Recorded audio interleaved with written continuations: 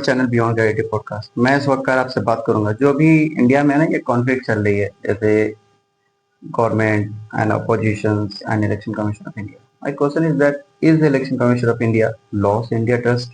Answer is no. क्योंकि भारत इतनी बड़ी डेमोक्रेसी है, इतने अच्छे से फंक्शन कैसे कर पा रही है? क्योंकि उसको गार्ड करता है इलेक्शन कमीशन ऑफ इंडिया। सारे लोगों का, सारे सिटीजन्स का फेथ है, उन पे विश्वास बना पड़ा है। तो इलेक्शन कमीशन ऑफ इंडिया ताकि हर तरह के इलेक्शंस, हर जनरल असेंबली स्टेट्स में सारे अच्छे से फ्री एंड फेयर इलेक्शंस हो रहे हैं।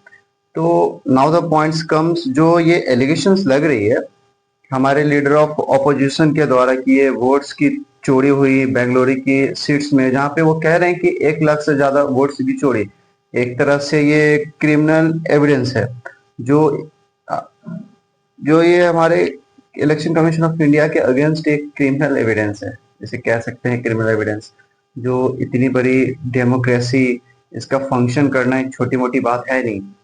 हम वर्ल्ड में ग्लोबली स्केल्स पे आते थे डिफरेंट कंट्री से, और इंडिया से लर्न करते कि किस तरह से हम इलेक्शंस को फ्री एंड फेयर में रेगुलेट कैसे करते हैं।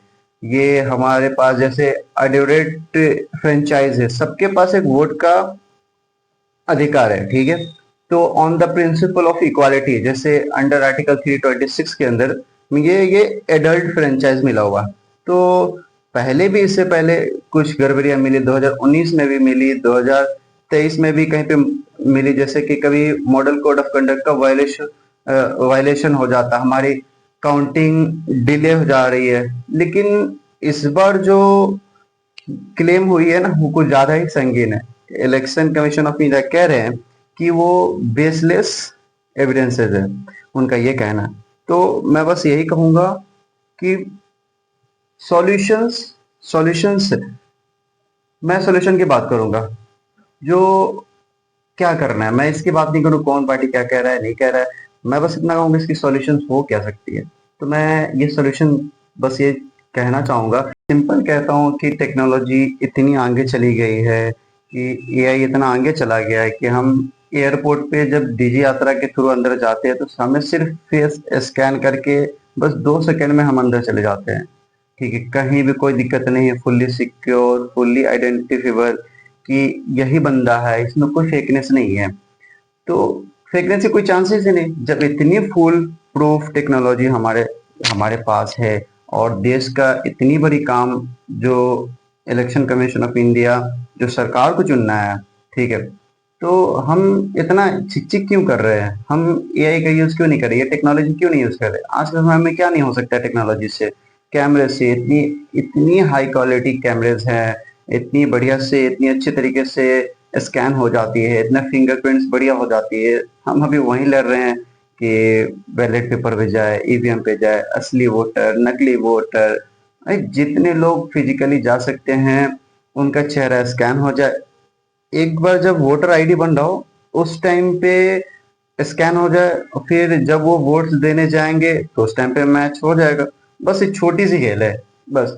और ये सॉफ्टवेयर जब अगर आपको करना है तो उस मोबाइल में वो ऐप डाल दीजिए, उस उस वोटिंग पे जहाँ सेंटर होगी वहां पे वो स्कैन करके अंदर जाएंगे, फिर वोट करके आ जाएगा, कहानी खत्म। सब कुछ मैप, कोई परेशानी, कोई लागत, कोई कागज नहीं, कुछ नहीं, रिजल्ट आने में घंटों मिनटों में हो जाए। जब इतना सिंपल है तो आई डोंट नो लोग टेक्नोलॉजी के यूज के लिए नहीं लड़ रहे हैं, आपस में लड़ रहे हैं, क्यों? हम लोग एआई, चैट जीपीटी, ये सारी बातें हम लोग, नया वर्जन आ रहा है, चैट जीपीटी 5 आ रहा है, ग्रॉक 4 आ रहा है। तो इन सब चीजों की हम अपन बात कर रहे हैं, तो इससे आगे की सोचना चाहिए। हम अभी भी वो पहले चीज वाले चीजों के लिए क्यों लड़ रहे हैं? ये सारे चीज टेक्नोलॉजी को कोलैबोरेटिव तरीके से यूज करके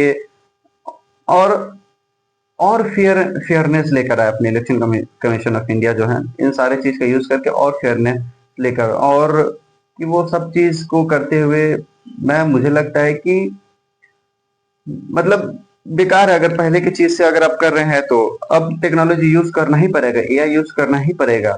और कहीं ना कहीं लोग निराश हो जाते हैं यार, कि अगर नहीं होता है, सवाल उठते हैं तो हमारे वोट का ये सारा चीज कि हमारा काउंट नहीं हो रहा है, ऐसा वैसा। विश्वास बढ़ना चाहिए ना कि विश्वास घटना चाहिए। टेक्नोलॉजी टेक्नोलॉजी यूज करेंगे तो उससे क्या क्या होगा कि हमारे हमारे खास करके जनता का ना विश्वास बढ़ना चाहिए, ना कि घटना चाहिए। तो इन सारे बात तो आपकी क्या राय है, कमेंट सेक्शन में बताएं। फिर मिलेंगे नेक्स्ट वीडियो में। जय हिंद, जय भारत।